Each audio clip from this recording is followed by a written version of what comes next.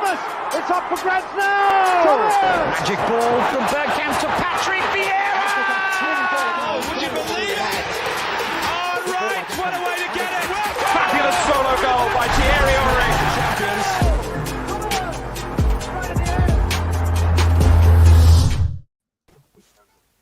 Good evening, everybody.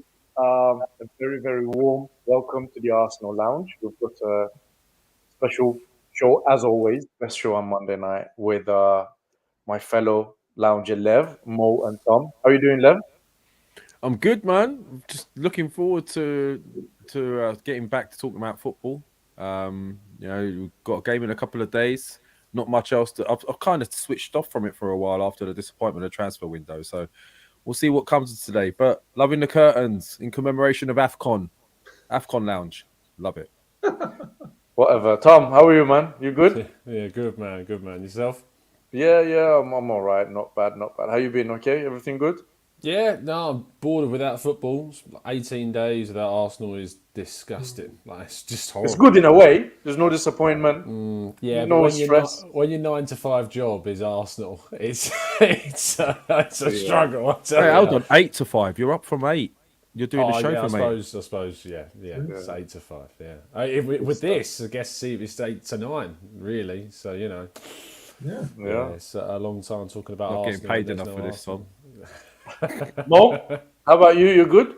Yes, I'm good. I mean, I hear what Tom's saying. Obviously, a long time without Arsenal. I can't wait for Arsenal to be back. But there's been football, There's been Afcon, there's been FA Cup, and there's been some real shocks and some good games and stuff. So, in a way, it's nice when you don't have the stress of being emotionally involved, but you get to see United getting knocked out by Middlesbrough and that sort of thing. Then it can be quite a lot of fun. And just in case anyone doesn't understand the reference between the curtains and Afcon, like levels going on, basically the curtains behind Shaheen, he actually bought from Marouane Chamakh when Chamakh left Arsenal. So they're Moroccan curtains, and that's why we were talking about. They're signed at the bottom, but you can't see it. Are you guys quite finished?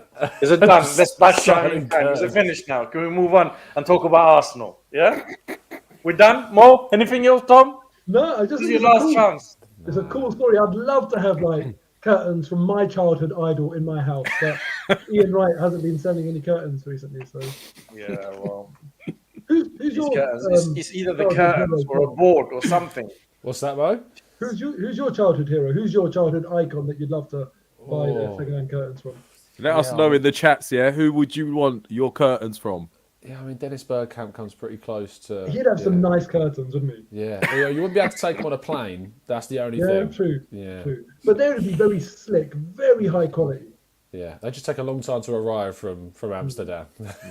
So, I'd like my curtains with a little bit of vavavoom. Do you know what? I don't know if this was on the menu tonight, Shaheen, but talking of curtains, it's taken us to Amsterdam and Dennis Bergkamp, and you think of Ajax, Mark Overmars. Yeah. No, that's some segue. And everybody wanted him at Arsenal, do you remember? Everyone's like, we should have him instead of Edu and all that. But you know what? It's a question that I've been contemplating recently with obviously what's happened with Mason Greenwood. But then you look at someone like Ryan Giggs, you look at Stan Collymore. There's a lot of people with in their past, unfortunately, I don't know what it is about football, if it's more prevalent in football circles than society as a whole, but violence against women. It's just, it just feels like there's something, well, you know what, I wouldn't even say just violence against women, because if we're including Mark Overmars in this, just, mistreatment of women, some going really, really far. And obviously we've seen an example within Arsenal fan circles as well recently. I mean, the worst one, Mo, is Mendy. Mendy's terrible. He's got 9 cases, isn't he, on the go now? Yeah. I don't understand. You in that position, you're a footballer, you're popular, you got a nice house, nice car, money. Why do you have the need of even attempting to rape somebody? Surely you go out in a nightclub, you can pick up girls, like if you can chat up girls. But why go that far? Yeah, and I mean, look, the thing is, there's no explaining it. There's no point trying to explain it. But, the other thing as well is, and what I wanted to come to on this, sorry to kind of take it away. And No, that's all right. But Wraith Rovers signed David Goodwillie recently. Did you guys see that? Yeah, unfortunately named as well, that. I didn't say that at all, actually. he's been convicted in the past of rape, if I'm not mistaken. And for me, the question that I wanted to ask you guys is, at what point in football do we draw the line? Because we've seen Goodwillie signed again by a club, and we see Stan Collymore, who was guilty of being violent against Ulrika Jonsson, for example. He's now, a radio host.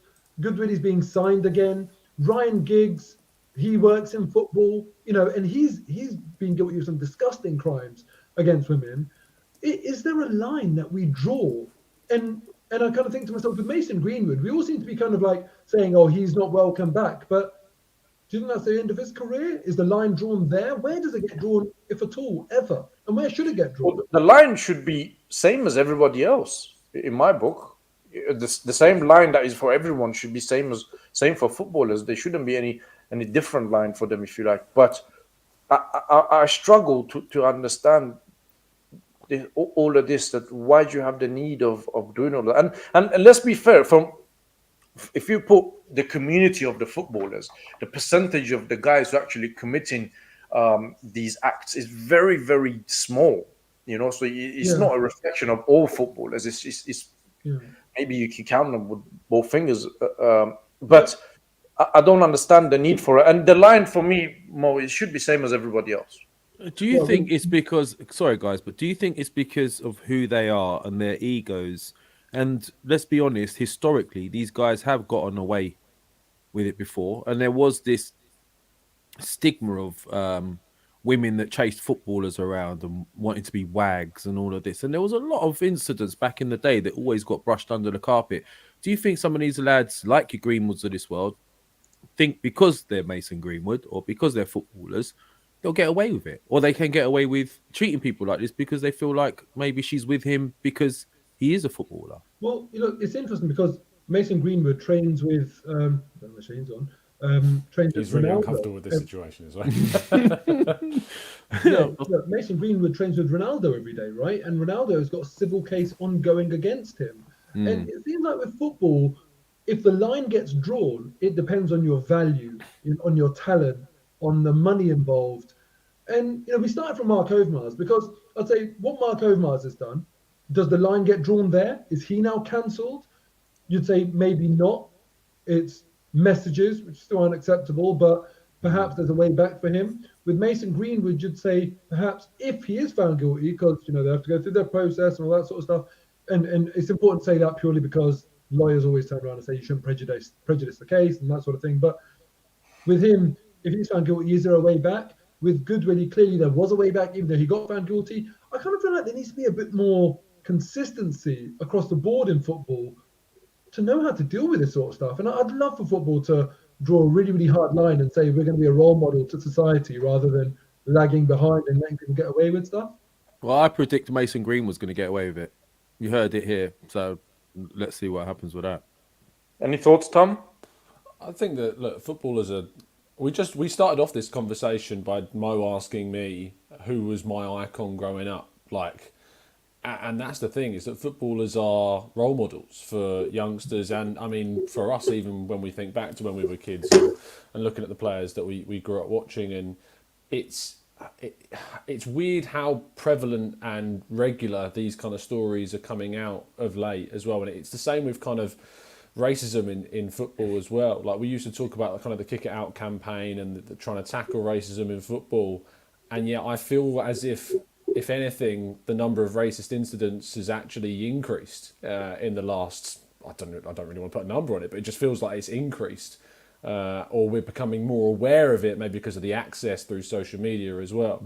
So, but football's, we come here every Monday to talk about football, and obviously we're not always talking positively about it, but we're talking about Arsenal and we're talking about a sport that we love.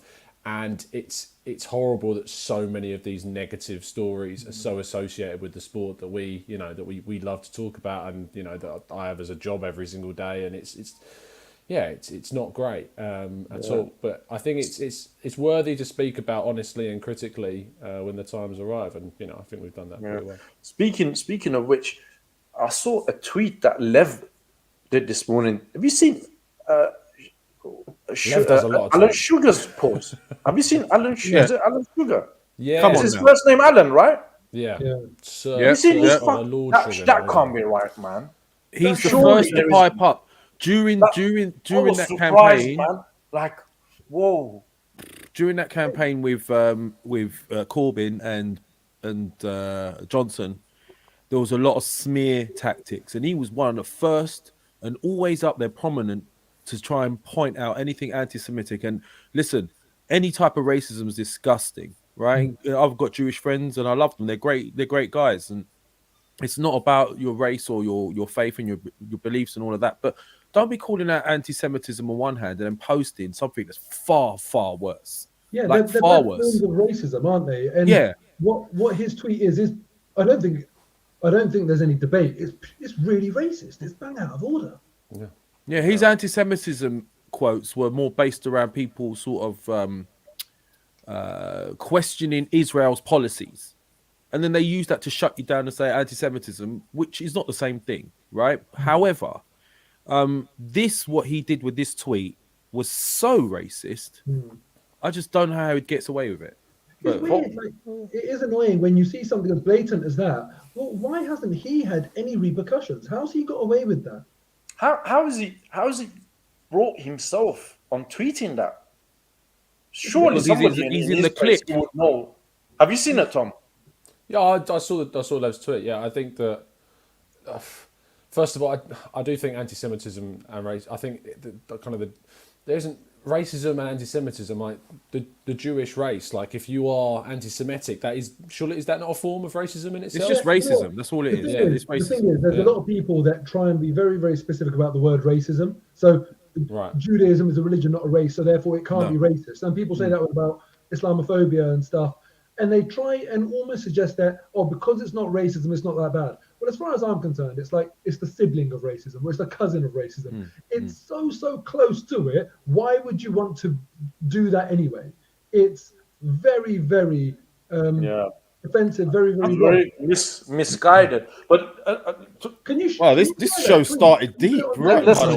let's go back to Arsenal and what this show is welcome about. to But question for- time, for everyone. there's people in the chat, they're saying what posts and that. Just go find Alan Sugar's Twitter and you will see it. Or find Lev has retweeted it as well. Oh, gee, yeah. Just send them all down to me.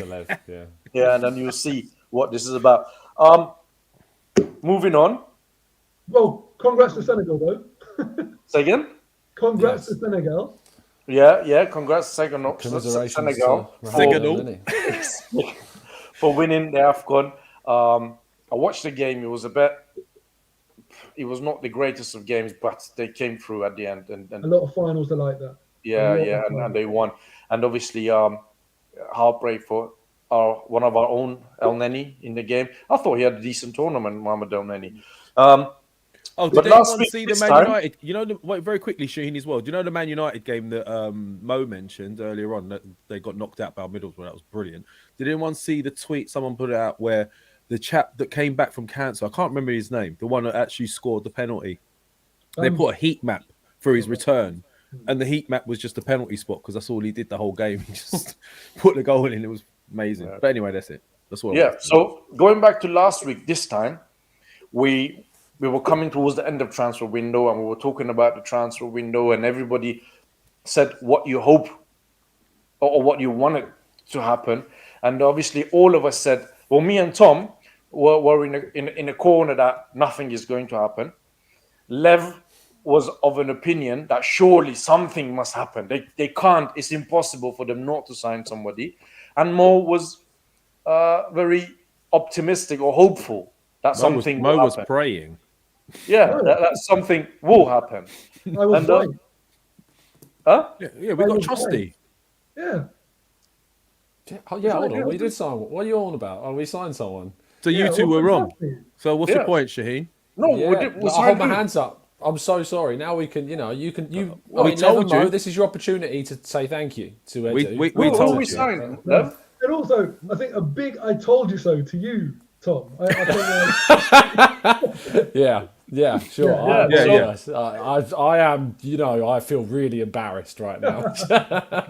We got Trusty, listen. Shaheen. Trusty. going back to that conversation, right? So I want to now pick it up. Now we know, obviously, the transfer windows ended. We know the business. How do you feel about that, Mo? Honestly, I'm really devastated. To be honest with you, I'm really, really upset by it. Clearly, on the day, it really got to me because I really, truly feel like they're gambling with our season. And even before the transfer window, we were due to play Tottenham in early January or whenever it was, and I was talking about that game as a game with huge ramifications because I felt like the winner of that game would make themselves the favourite, the front runner for that fourth spot. Whoever gets that fourth spot out of Arsenal and Tottenham this season, Man United aren't as affected by it because they're a commercial powerhouse. But whoever gets out of Arsenal and Tottenham this season could really see that kind of like that power side with one of them based on the financial freedom it gives you. What will happen to Antonio Conte, for example, if Arsenal get it and he disappears versus them getting it, getting the financial firepower, convincing Kane and Son to stay, Conte staying. There's a lot of other things that are linked to this. And I feel like for Arsenal to gamble with our fourth place chances in the way that they have has really upset me.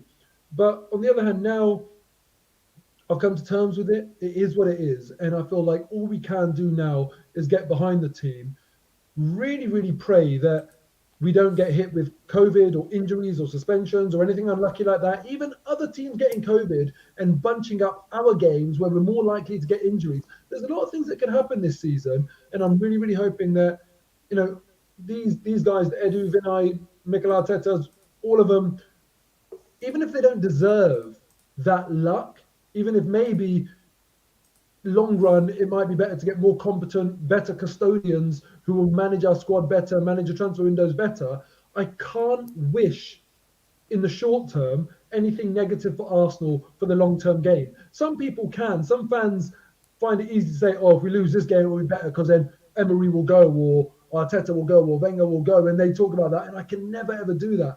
I just hope we continue to ride our luck. I'd rather be lucky until the day Arsenal, don't exist anymore. Do you know what I mean? And hopefully we get lucky and finish fourth this season and they get out of jail. But I won't be giving them any credit if we do for this transfer window. The credit will be earned by the players and I guess the manager in the remaining 17 games that we have if we go and do it.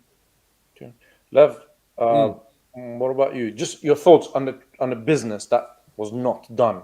Because I'm going to come to the Aubameyang, etc. Listen, as I said, I was extremely disappointed. To be honest, this last week or so, I've just switched off from it all because I was that disappointed that my coping mechanism is just to try and forget it and move on from it. The one thing I am concerned about is Mo's mentioned, look, we're going to be relying on luck. Well, one thing that Arsenal never seem to have when it comes to injuries and things like that is luck. Decisions at crucial times, luck. We don't really have the rub of the green. Whatever you want to call it, whether it's officials, whether it's, just the way it is for us, I don't know. But just purely putting your hopes onto the fact that, for the next 17 games, all our squad will remain healthy, we'll get the goals required. That's where, I think we've made a huge mistake. We had a great opportunity to sort of jump ahead of some of the guys that we thought we were trailing behind. For whatever that reason, we had a chance to grab it by the horns, and I think it's a missed opportunity. I'm saving my frustration and my anger for the coming weeks and months, and hoping that I'm proven wrong.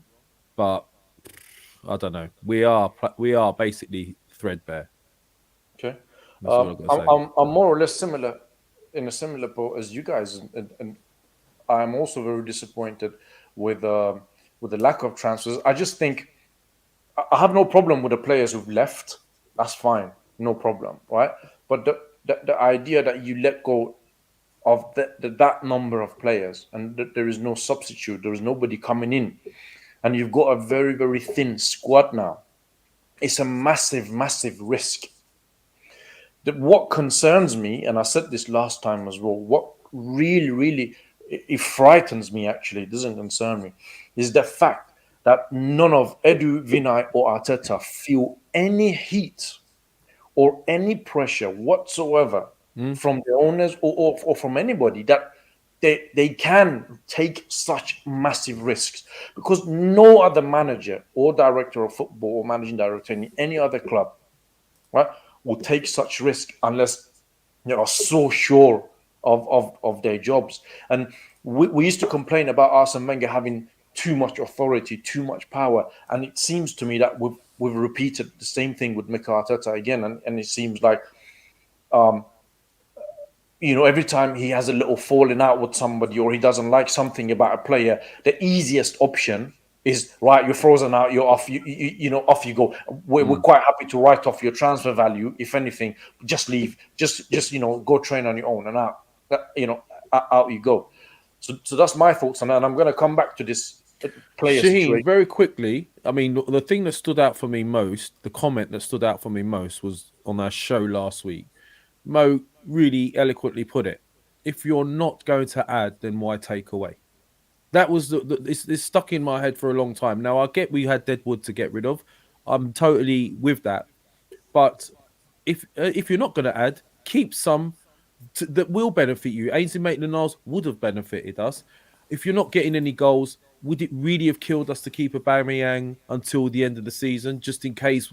Even as an impact striker coming off the bench with 20 minutes to go, I'm going to come to Aubameyang, right? Because I know you want to talk about Aubameyang as well, and I will come to that. Just before that, Tom, I've left you last because obviously you're in the journalism and world, and you might have heard things from transfer window until today of maybe certain things that went on behind closed doors, or what was the thought process of these guys that they didn't make any signings, and obviously your thoughts on the lack of transfer as well.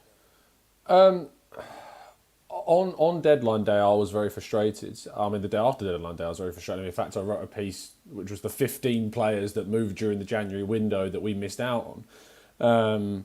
And all of those players that I listed, they're all players that they're kind of squad depth players. They're players that would add to the team, replace and strengthen kind of our depth positions. But they weren't players, bar Bruno Guimaraes, that would have improved on the existing kind of starting option for us, if you know what I mean.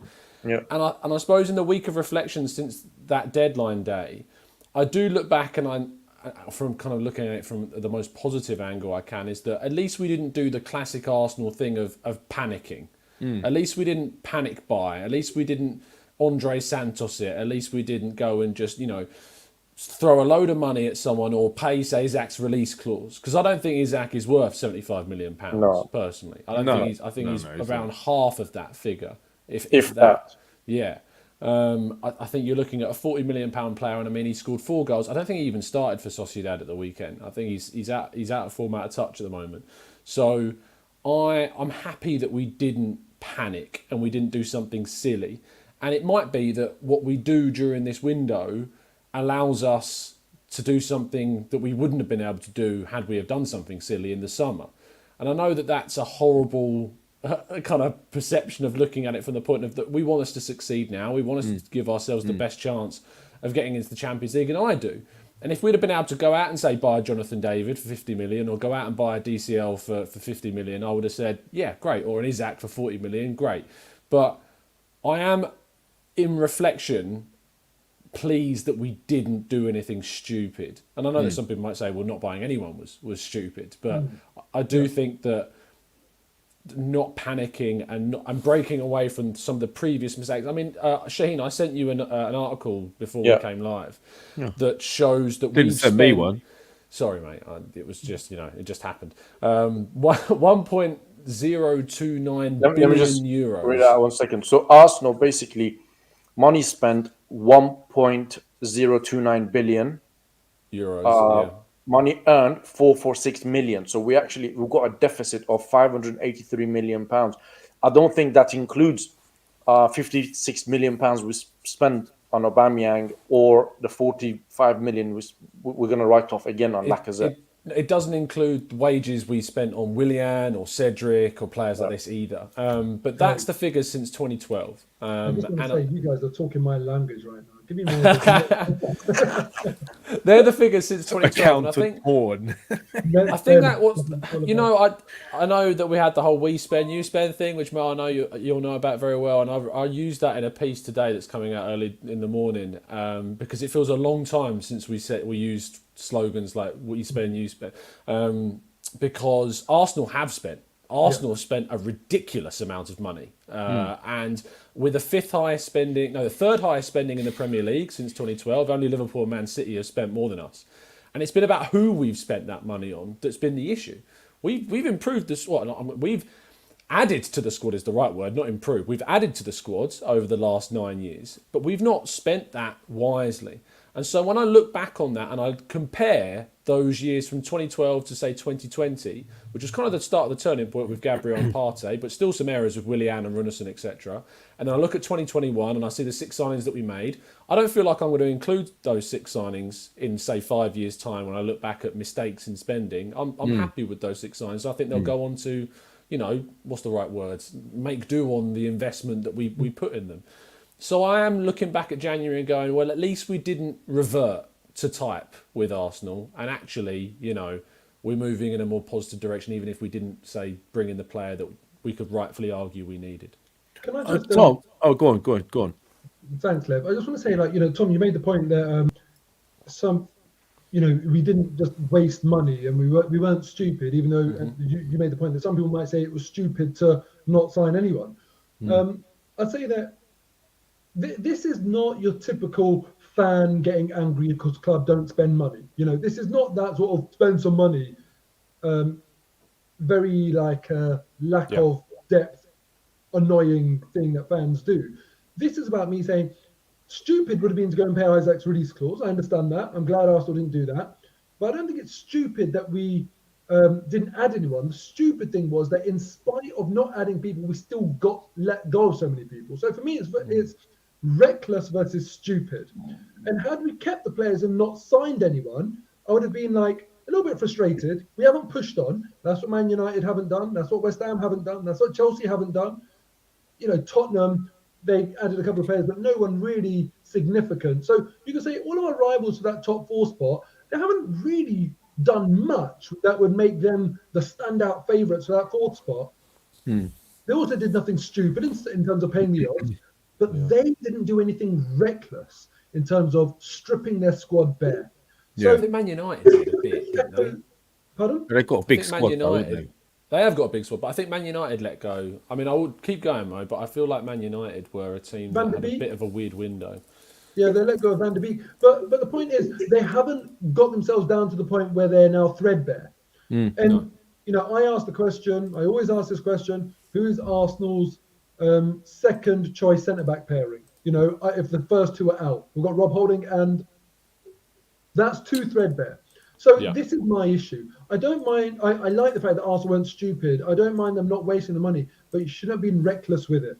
You know, and I wish that our squad management was a lot better, and the people that were in charge, you know, have they really had experience of fighting for something in the business end of a season? Have they had that experience? Because I don't think the top managers like a Pep, like a Klopp, a Wenger, a Ferguson, the people that have been there and understand the demands mentally and physically of that fight where every game is just harder because there's so much riding on it and injuries are more susceptible to it and all of that sort of stuff. I don't think they would have felt comfortable going into that period of the season with this squad. Can I just say something as well? Because I was waiting, Shaheen. Yeah. The fact is, like, I understand what Tom's saying in regards to Deadwood. I don't want any more Deadwood at the club, and I think we have panic bought over the seasons. I mean, I think Spurs, the 2 players they brought in, I don't think they really wanted them, to be very frank and honest with you. I don't think they're really going to set the world alight. But when you get someone like a Bruno Guimaraes, who's clearly going to improve your midfield and strengthen you and be a long-term addition, not a panic buy, that's where I ask questions. Why has he ended up at a team 3 places from the bottom? We're fighting for top 4. Surely, and London, it's in London. Surely it would have been an easy sell for him. Okay, so that's where I'm a bit miffed about it. I don't want us to panic buy. And secondly, with COVID, anything can happen right now, right? You lose a couple of players, you might not have four, you might not have enough to cancel a game, but all you need is your front line to be hit, and we're in trouble. And that's where I'm a bit concerned. Yeah, I mean that's a fair point, Lev. But I think from what I would say to that, maybe they've looked at that and they said, listen, we only got 17 games to end of the season, 1 game a week. So then keep hold of a couple. Yeah, well, yeah. Obviously, I'm not defending them, and maybe Arteta has shown in the past he's not going to drop Granit Xhaka, he's not going to drop Thomas Partey, and then Gamiras would have come in an already packed midfield. But this is what I want to talk to you guys about, and I'll start off with you, Mo. I'm going to refer to these to Mikel Arteta, Edu, and Vinay as the recruitment team. So when I say recruitment team, that means all 3 of them because they are part of the recruitment team. It seems to me, Lev, that Mo, that it's kind of accepted in Arsenal, right? That we just let the players walk away for free, or if the manager doesn't fancy it, instead of us working to get a transfer value of some sort for the player, or the manager actually spending time with the player, be a manager. For example, a Matteo Guendouzi type, right? We signed Guendouzi for, if I'm not mistaken, 7 million. First season and a half at Arsenal, he was valued at 54 million pounds, right? I thought he did okay, right? And then, boom, one incident, Brighton, guy is gone, right? So no time, nothing has been spent with the guy. He's a young man. He's a young man who needs help and guidance and support. And the easiest option, the easy way out for me, or it seems to me, is that we'll loan him out. Let's get rid of him. Aubameyang. Actually, let me leave Aubameyang to last. Torreira is not settling well. Let's loan him out. William Saliba. Let's loan. He's been here for 3 years, and he has not played one professional game for Arsenal. Right? Who else? Nicolas Pepe. One incident, one red card, he's benched. But others, they get free pass over and over again, and that is wrong for me, right? I put a tweet out earlier during the week, and Tom obviously responded to it. Arsenal have written off £199.5 million worth of players, and that does not include Aubameyang and Lacazette. Because Lacazette is going to walk away for free, right? That is given. So how is this accepted? Yeah, El Neni as well. El Neni was about £4 million signing. Why and how is this accepted, Mo? And now we're in a position that comes summer, right? I have a feeling that one of Saka, Martinelli, or Saliba will be sold, and the excuse will be that we need to generate money. Well, Saliba, maybe. The thing is, people now have cottoned on to the fact that it's not just about the transfer fee. Really, it's the wages. That's what kind of you're stuck with at the end of it. And as players get older and older, their wages increase. Generally, there is obviously a bit of a peak, but someone like Lacazette now, you look at him, and I think it's safe to say he's not now going to drastically improve. If anything is likely, he'll either maintain his level or decrease slightly. I don't think he'll massively improve, right? He's been at Arsenal long enough. He's 30 or close to 30, around 31, I think. When Arsenal now look at the market and they say, when he wants to sign a contract now, he's going to be looking for that 3-year deal because, it's one of his last contracts. Yeah. No footballer hitting 30 is going to want to risk a 1 or 2 year deal. They get injured and then their wage value plummets or they can't get another contract. They look out for themselves. If Arsenal want to sign Lacazette and avoid him adding to that 199.5 million that you just referred to and keep him at the club, they're going to have to meet or beat his contract or get very close and also make it a 3-year deal. And then you think to yourself, can you get better value for money on the market out there when it comes to wages? The transfer fee is one thing, but just on the wage structure. You look at a Martinelli and a Smith Rowe and a Saka. I would guess their 3 wages combined wouldn't be that far off. Lacazette right now. So value for money on a week-by-week basis, Lacazette is not giving us that value for money. And I would agree with Arsenal if they allowed him to leave on a free. The point is, though, it should never come this close to his contract That's where my point. we do not receive any transfer fee for him. I remember, Mo, sorry to interrupt you. I remember after Aaron Ramsey, right, they came out and said, oh, we'll bring in this Richard Garlick or X, Y, and Z to make sure nothing like this happens again. And how many players after that, or they're going to, or they're going to walk away for free? But you see, the thing is, Lacazette, when his contract was signed, when did Richard Garlick come in relation to that? Because I'd say that anyone that signed a contract with Richard Garlick being there, if he's the guy who is now in charge of this, we can judge him on that. But if I was Richard Garlick and I came in and I saw that Lacazette's on 200 grand a week and he's got 2 years left of the deal, what really can I do then? There'll be loads of clubs in Europe that will say, yeah, I'll take a Lacazette, but not at 200 grand a week. And I know that he might be available for us to talk to in 18 months, for example, or 1 year. And I think that's a problem that might be, I wouldn't fancy that. If I came into Arsenal as a negotiator, I wouldn't fancy trying to, figure out that conundrum. But what I have seen is that we've been quite proactive about the younger players, about the Smith Rowes and the Sakas and the Martinellis. It seems like we're ahead of the curve with those contracts. So I think there has been an improvement on us when it comes to Arsenal, though our track record has been awful. But one example I would give is Nicolas Anelka, because we talk about Guendouzi, even Aubameyang, for example, falling out with the manager. The other thing that does is it decimates their transfer value. Now, I look at Nicolas Anelka. We signed him for $500,000, but when we sold him, we got good money for him. Back then, 23.5 million for someone as young and as unproven, even though he was an incredible talent, was incredible business, and it paid for London Colney. So we've all got Arsene Wenger to thank for that. But my point is, Nicolas Anelka was Le Sulk. He would have annoyed Arsene Wenger no end in that time that he was at Arsenal. But Arsene Wenger, this guy has got a degree in economics. I'm not sure if it's a master's or an undergrad. I think psychology as well, Mo. Yeah, exactly. Very intelligent person, both emotionally and also world of business as well. And he just managed to keep things in-house. And what that does in turn is it protects a player's transfer value. Yes, we sold him to Real Madrid. Arsene Wenger would have liked to have kept him, nurtured him, had the talent, but couldn't do that because he was a bit of a difficult character. But he protected his transfer value. Now, only if Arsenal had done that with Aubameyang, and only if we had done that with like Guendouzi, for example, we might be in a better position to get a decent transfer value, or even go and get a swap deal out of it, or something of that nature.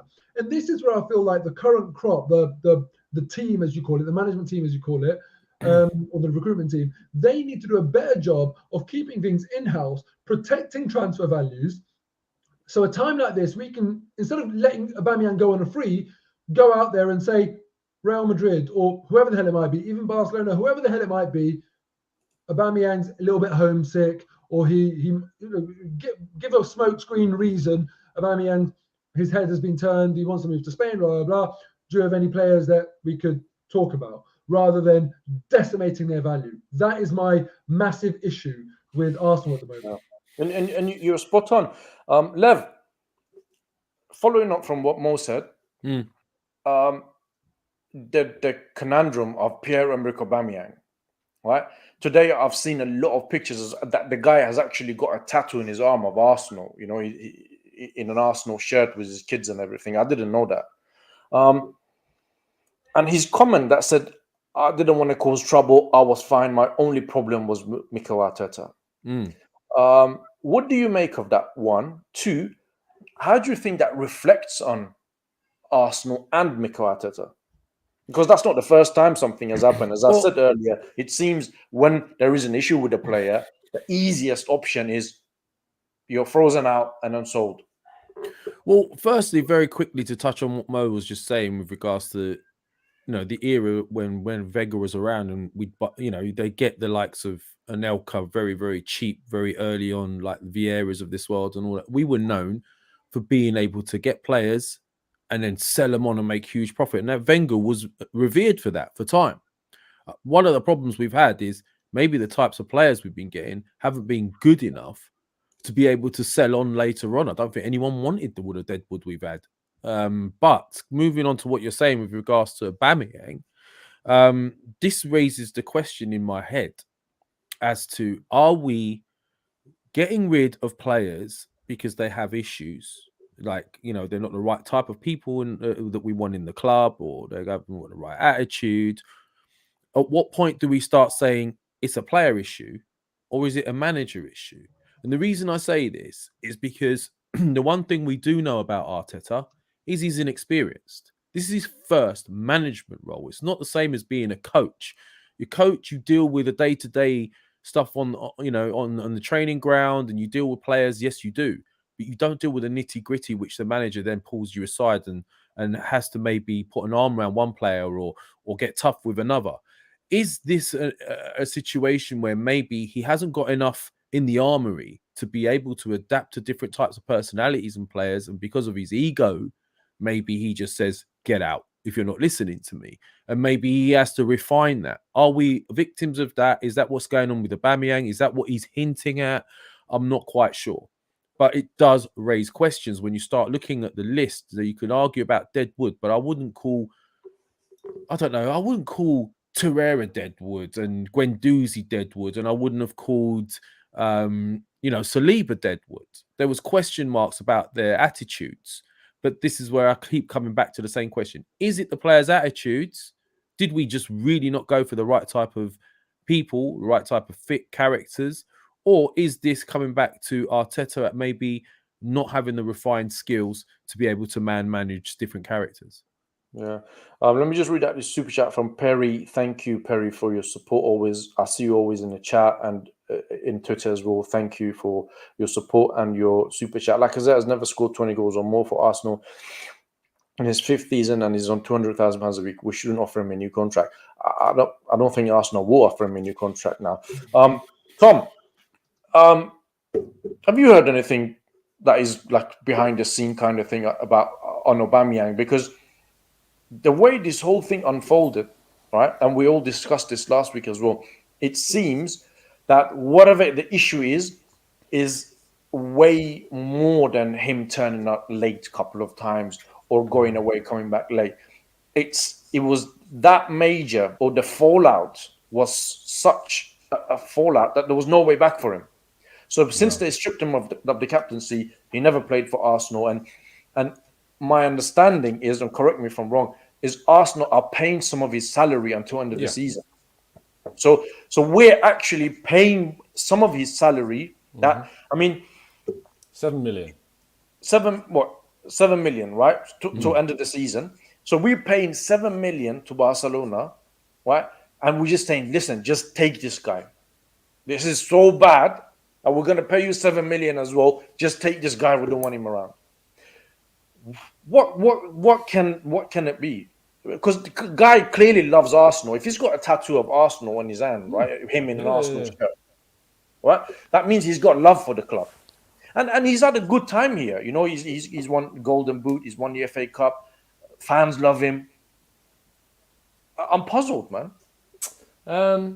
Well, whilst you guys were talking, it sparked a memory, kind of thinking about when Aubameyang signed his contract literally just over a year ago. And he said, 2 things persuaded me to stay. The first thing was Mikel Arteta, because since he came in, he brings a lot of positivity and a new philosophy for us. I think that was important because it matched my game, and I feel that I can improve with him. I think this was the key factor, and as well, the love that I received from the fans and the whole club. The first thing he mentions is Mikel Arteta a year ago as to the key reason why, instead of going, there was interest from Barcelona then that he could have moved. I think there was supposed interest from Italy as well at the time. He could have moved on. He could have gone somewhere else. Yeah. And he didn't. And he credits Mikel Arteta as the reason, the first reason why he's staying. I struggle with his comments when he spoke at his Barcelona unveiling. It was an opportunity to kind of just, be water under the bridge and just move on from Arsenal, and he didn't. He used the opportunity to send a jab in the direction of Mikel Arteta. When he says, the only problem was him. Just a year after he lauded that guy for being the main reason why he signed his new deal with Arsenal. it just doesn't really add up for me. Not in favour of Aubameyang at all. I don't mind Arsenal having to offload this amount of players.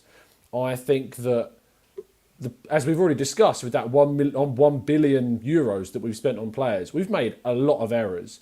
And if it costs us a bit more to significantly overhaul the squads and have a group that is all looking in the right direction, all united under one banner, and it's all very much, on board with the philosophy of whatever coach is in charge, not just Arteta, but whoever comes next as well, then I'm fine with that, because it means that we don't have the disruption, we don't have the controversies that we've had in the past, we don't have the Guendouzi situation, we won't have a repeat of the Aubameyang situation.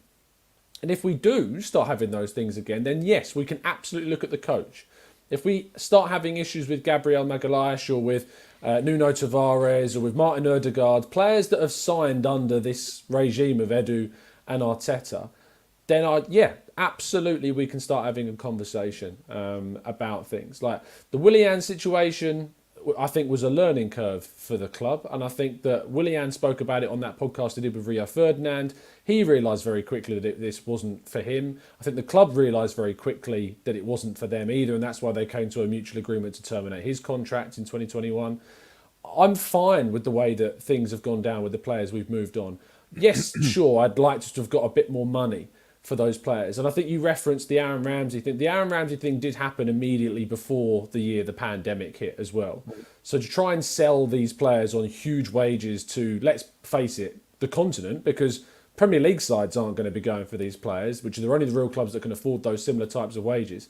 It's really difficult to sell players during this period of time. And I always kind of ask the question, and I still struggle to find someone who gives me an answer. How do you sell a player that no one wants to buy? And I don't know how you do it. I'm not, and that's why I'm not I'm a technical director of a football club. Yeah. I don't know how you sell a player that no one has an interest in.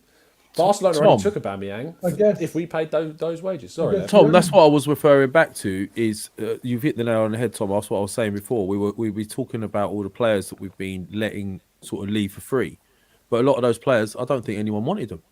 But I guess we couldn't sell them. The other way to do that, Tom, that I can come up with is to swap him for another player that no one wants to buy.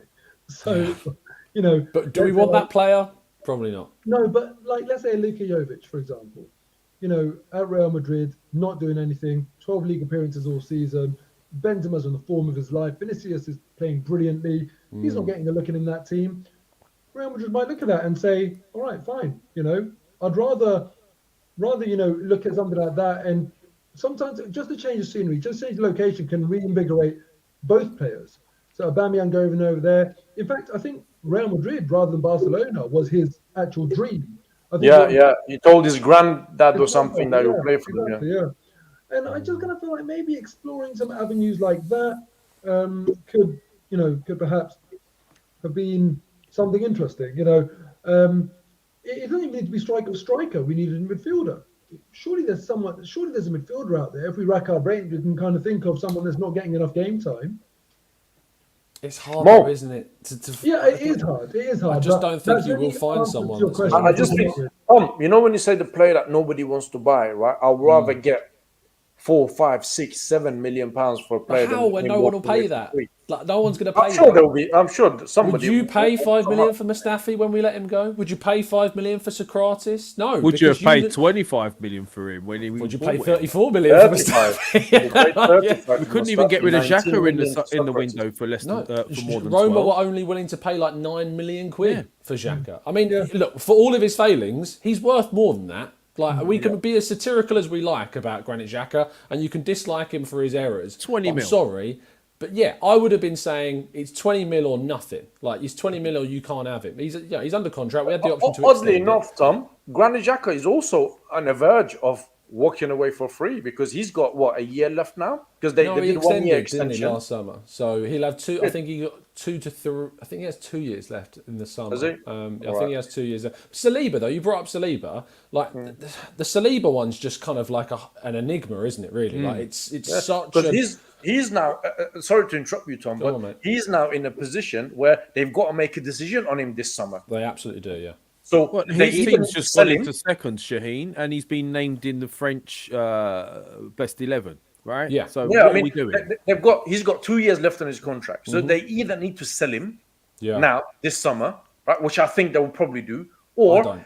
I think he'll stay. extend He's his coming. contract, right? Because they'll try next to season extend it will it, be last Shaheen. year, and then it will have no value. Yeah, Go on, the Tom. thing is with him is the difference between this loan at Marseille and the Nice loan is that he's shut up. Basically, is the difference. Like he's not done the interviews, he's not entertained any question about Arsenal. He's just focused on Marseille, focused on getting minutes, focused on playing regularly, which is something he wasn't doing prior to his loan at Marseille at Nice. Sorry. And I think actually, ironically, we may look back if he say comes into the team is integrated. We may look back on this whole Saliba fiasco and go, actually, giving him 18 months of regular game time in France was the best thing that we ever did for Saliba. And he comes back in the summer, gets integrated into the first team squad, and he plays. Like I look forward to that. And the club's intention is to keep him. But if say that can't happen and we do end up selling him, that's the cornerstone of our sales under Edu. It'll be how much money we get for Saliba. Because if we get lower than what we paid, then the knives will be out quite rightly for that decision if we fail to get. Because he's a player that's worth upwards of that amount that we paid now. Because he's improved since then. Definitely. Mo, what's your take on Aubameyang and everything that has unfolded? That's one. Two, and obviously this is for you two as well. What if in the summer Liverpool comes in for Saka or Martinelli to replace Mane, and they offer Arsenal serious money? Where would that be? I'll take the latter first. I do not want to see Arsenal be a selling club. We don't need to sell anymore. So I don't want to strengthen. What if the board turn around and say we need to sell to generate money? Well, They come in. Let's say they come in for, they come in with, I don't know, 75, 80 million pounds for Gabriel Martinelli. Yeah. So who are we buying? Come again? Who are we going to buy with that? The only point we're going to get money in is to go and spend the money. If Arsenal go in, get someone with as much potential as Gabriel Martinelli, who's that going to be? I don't know.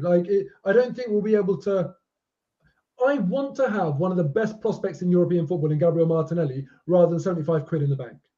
Simple as Okay, that. but that's a fair point. But one question, Mo, would you be surprised if they sold him for 80 million pounds?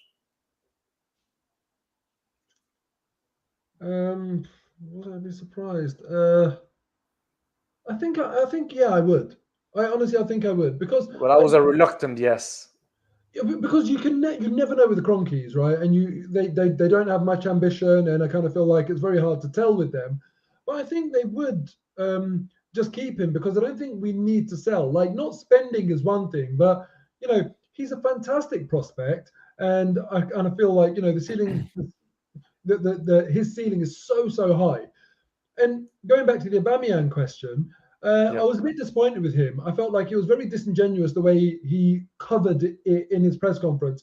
He could have done himself a favour and just kind of said, look, out of respect for my old club, I'm not going to speak about that. I'm just going to focus on the positive aspects of my new club. And he could have done that. I think that would have been a very classy approach. Instead, his version of events, what really I thought was stupid about it was that he started from Arteta wasn't happy, blah, blah. And it's like, whoa, what? Wait a second. So you came to training one day and Arteta wasn't happy, just like that. Nothing happened before that. You think that we're that naive and that stupid that Arteta just one day wasn't happy. You can't start the story midway through and really expect us to believe that that was the starting point of this whole episode. So be a little bit sincere about it. Don't take us for idiots.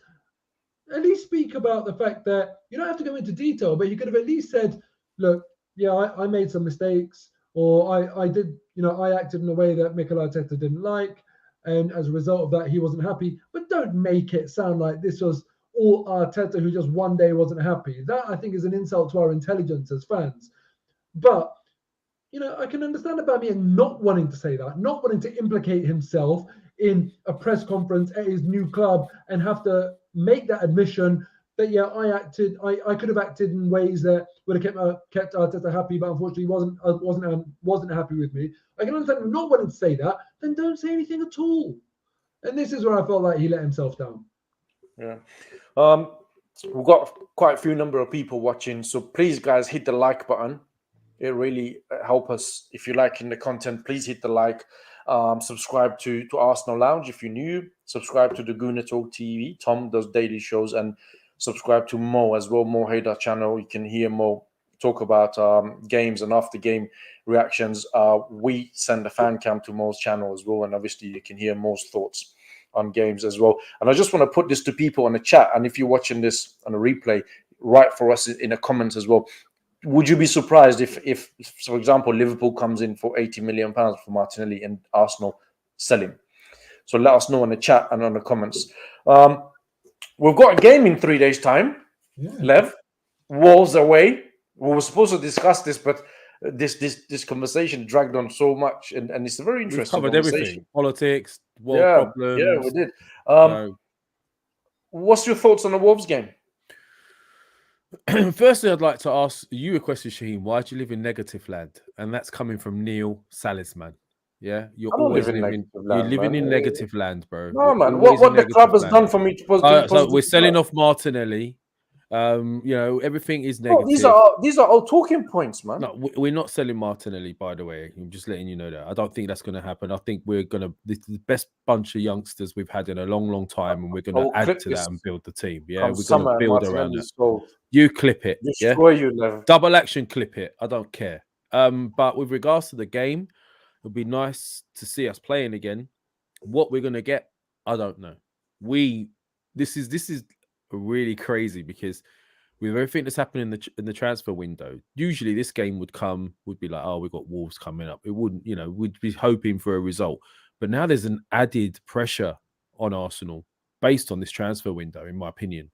If they lose this game, which strangely enough I've predicted we could do, and that's very, very unlike me, but it'd be the most Arsenal thing to do after not going out in the transfer window, to go out and lose our first game back, maybe lose a midfielder or lose our striker for the rest of the season. It's very typical Arsenal. So I'm really concerned as to how we're going to approach this game, but I'm hoping that we, with our full 11, I do expect us, to do well. But it's just a very Arsenal thing to do, to come out and lose, and that's my concern.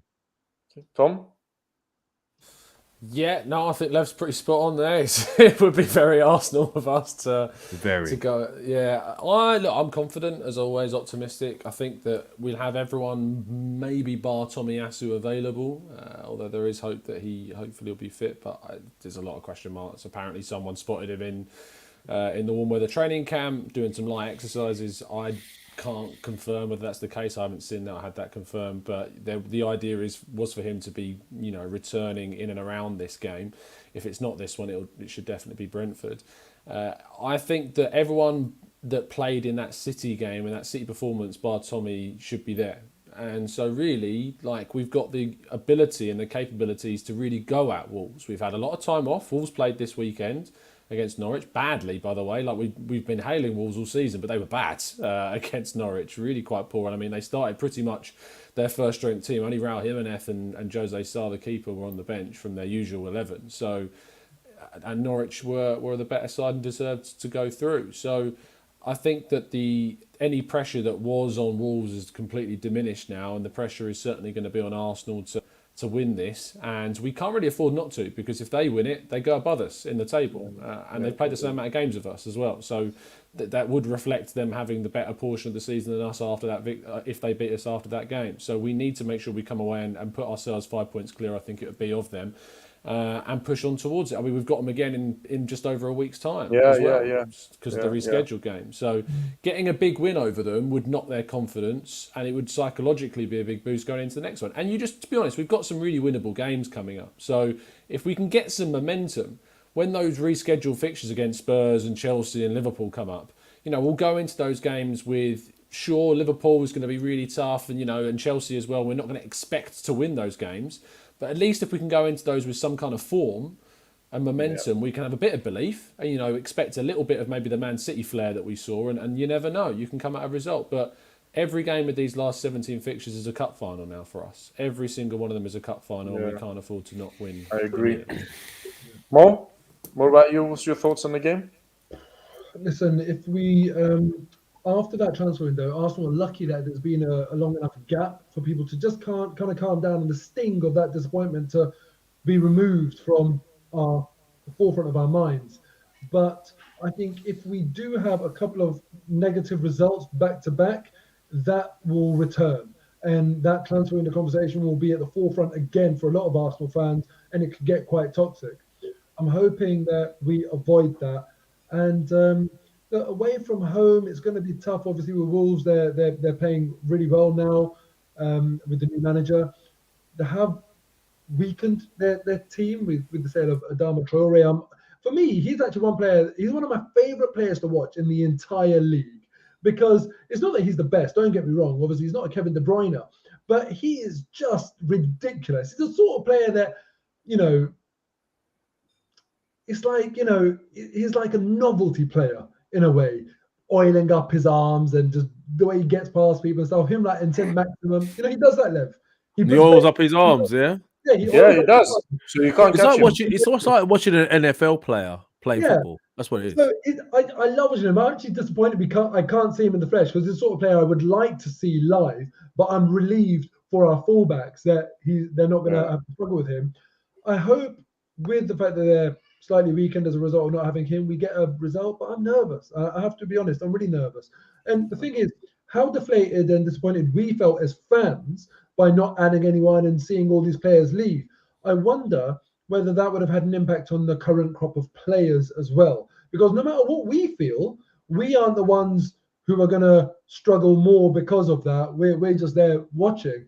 I think that if I was a player, I'd be a little bit demoralised by that. And, the lack of ambition that I'm seeing around, and, someone like seeing Callum Chambers go, trust me, he didn't want that. They're very good friends. And I think he would have enjoyed playing with him. He'd like having that squad depth and that person that he likes having around the camp. I just hope that the team that we see against Wolves are a team that not only believe that we can go and get top four, but I want the gauntlet to have been laid down to them that we expect you to go and really fight for that top four. None of this sixth is, an improvement on last season nonsense that I worry might be going on in the camp. So this Wolves game is not only very important in terms of 17 Cup finals, also it's important in terms of a reaction from the players in terms of where is your mind at and what can we expect for the remainder of the season. I'm nervous. Yeah. Speaking of the game and everything, can I get a prediction? Mo? 1-1. Lev? Prediction? Pain. Listen, I really want my team to win. I don't care. I want us to win. I love my club, but I've just got this really bad niggling thing in the back of my head. I just think we're going to lose, and I don't really believe I'm saying it, but I do, and I hope I'm wrong. I really do, but I see us toiling, and then Laka not scoring, and then trying to figure out another way, and maybe put Martinelli or whatever up front, and bringing on Eddie is not something that inspires me. So can I get a scoreline, Lev? 1-0 Wolves.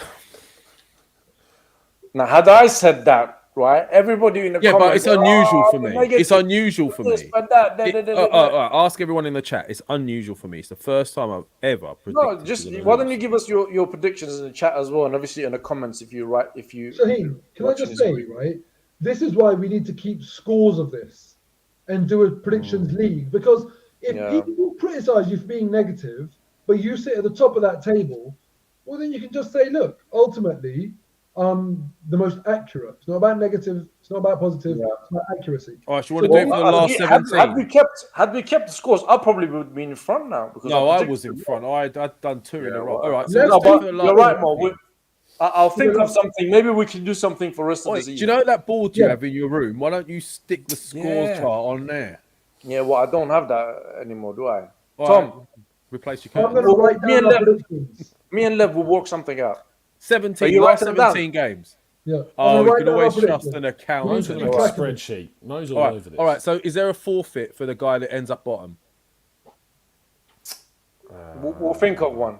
Or maybe the 3 losers go and treat the winner to something.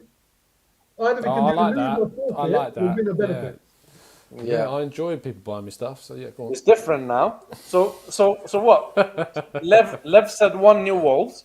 Oh, what, we're Most- starting it from now, yeah? Yeah, Now well, we're starting yeah, it, he's yeah? writing it down. No, it's done, Lev. You said 1-0 Wolves. All right, so let It's me ask done. you, is there a couple of little things we need to iron out, though? So say, for example, it's not 1-0 Wolves, and it's 2-1.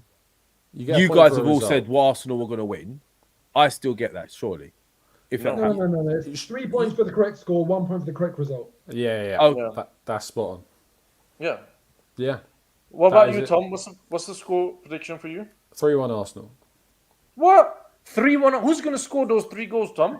Eddie and Ketia. Martinelli, Xhaka, Smith Rowe, Odegaard. Look, I really think you guys have let the transfer window go to your heads, to be honest. I really do. I'm confident. We've got everyone. Partey and Xhaka are going to be back in the middle, which I know people may laugh at, but, you know, they're the pair One that started red against card City. away from 3-match ban. Then what? 3-1 Arsenal. Look, Arsenal Manic in the chat, who's laughing. Look, you return. Return to this chat clip this. after we... Clip this. Clip this up. This is it. Like, 3-1 All right. Arsenal. Well, fair enough. Are you sure 3-1 Arsenal? You're not Yeah, I'm having us working somebody- till midnight on that day, so we better bloody win. It's going to be a horrible shift if we don't. I hope we 3-1. win as well, Tom. Just, you know what I mean? Of course, we all do. I'm gonna say I was gonna say 1-1, same as Mo, but I'll go for a 0-0 draw. Oh, so adventurous. All right. All right. So what are we doing? Well, do you know what? The people in the comments, you let us know, right? Do you want the winner to be rewarded or the loser to be... Or do you want the winner to benefit or the loser to suffer? How shall we... I think How the can we, bottom guy, the one with the worst record, should suffer. It's a league table, isn't it? But So we should have maybe a winner few should different win. things. No, Depends no, on no. where you finish on the table, and then if you're the worst, decide. you should suffer. All right, so This is it. Lev, you're saying the worst should suffer. Tom, you're saying the winner should benefit. So you Yeah.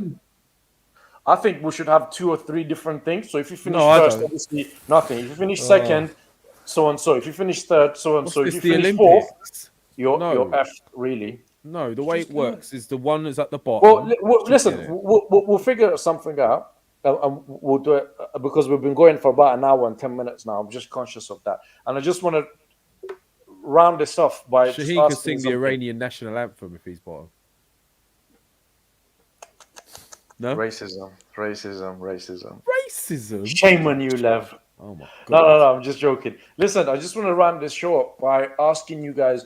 So now, obviously, transfer window is done. Everything is done. Where do you expect Arsenal to finish? Not where do you want Arsenal to finish? Where do you expect us to finish? Tom. 5th. Not even a Lev? blink. Mo? Sheesh. I don't know, between 5th or 6th. Did I even get a chance to answer that before you moved to Mo? No. I'm just going the Lev, other way Mo, around. what do you think? Lev, don't care about you, Mo. Mo. You want me to come back to you? 6th. 6th. Lev? Yeah, 6th. Shaheen? I'll Tom? say. Are you writing this down as well? I'm writing it down. Oh, I'll tell you, there's going to be a spreadsheet very soon. Yeah, it's definitely Tom. I'll say. What are you saying? Excel all over it. I'll say my 5th as days. well. 5th, all right. 5th or 6th is very difficult. Very difficult. But yeah, I'll say. I thought you were going to say I'm like gonna 9th, to be honest, Shaheen. I thought you were going to say It's 9th, ever since they've so- started going on about his negativity, he started to try and be Yeah. more positive. No. hasn't he? You know what? Try and- I'll try and fuck it, I'll change change for it. the fans, Mo, isn't put he? me down Behind the 7th. curtains is a giant Arteta poster. That's what's behind Yeah, those it curtains. is. It is. Looking like I've Kim got a pillow that's Jong-un. got Arteta's picture, and I hug it and I sleep at night. And we need to think of a good reward or... Shaheen has to shave his head. for this. Why? Just because you don't have hair, Yes. you have to come up with something Exactly like that. that. Exactly No. that, yes. No, mate. I'll don a wig if you Even want. if I shave it off, right, it will come back on like this, all nice and neat. I just don't like you know, those some Superman people that will curls. I never don't like go- those If Superman curls. Lev loses, he has to do a whole season of pods without a cap on, like with no hat. I've got Just no problem taking my cap off anyway. I Right, just fine, wear then it for in that fashion. case, then you have to For shave fa- off your for eyebrow. There you fashion. go. Look at that. Hey, Whoa, the light, man. Put it back on. Put it back on. Oi, The light Danny reflection is Zuko. blinding me. Leave it out. Wait. Take that off again. Yo, gold grease lightning. Take that off again, Lev. Why am I going to take it off now? Just put my head on. I'll put my head I on. tell you, when I say who your doppelganger is, Oh, you need to shit. see it. yeah, go on, go I'm on. not go taking on, it go on. off again. No, I've just come got... on. What is the problem? It's a bald head. Look. Ivan Gazidis. Ivan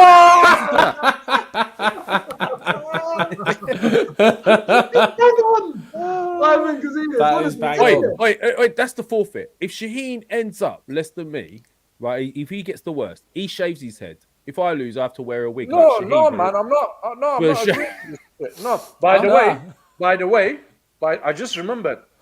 You, young man, you owe me 20 quid because Aubameyang has now left. Remember the bet me and you had?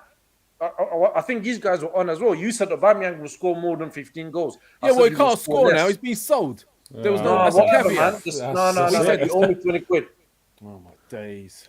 All right, you can have 20 quid, man. Anyway, whatever. Tom, last final thoughts. Always a pleasure, as per joining you guys every week. We've covered a lot today. We went kind of deep at the start, and then went into the football stuff afterwards, which is the other way around. Yeah. So I'm looking forward to seeing Arsenal batter Wolves 3-1 on Thursday, and just everyone's going to be sitting in the muds. I can't wait for the Monday show. Otherwise, this is going to get clipped up and I'm going to look blooming stupid. So fingers crossed that we do win. So I've really gone hard on this one. But pleasure as always, boys. And I'll see you next week. Thank you. Mo? I literally am just shocked at how much Lev looks like Ivan Gazidis. I just can't believe it. I want you to show us one more time. It's incredible. What the hell is this? I'm not like, right? Tom, no. Otherwise, I'm going to start requesting. I have revealed myself. Do you guys want to do the same? Like, is there anything you want to show us that I don't know about? No. I'm not asking you, am I? I don't know what you're talking about. Get over yourselves. Yeah, exactly. What would we reveal? Who knows? I've heard you've got a third nipple, Tom. Shaheen, he's lack of abs, should we say.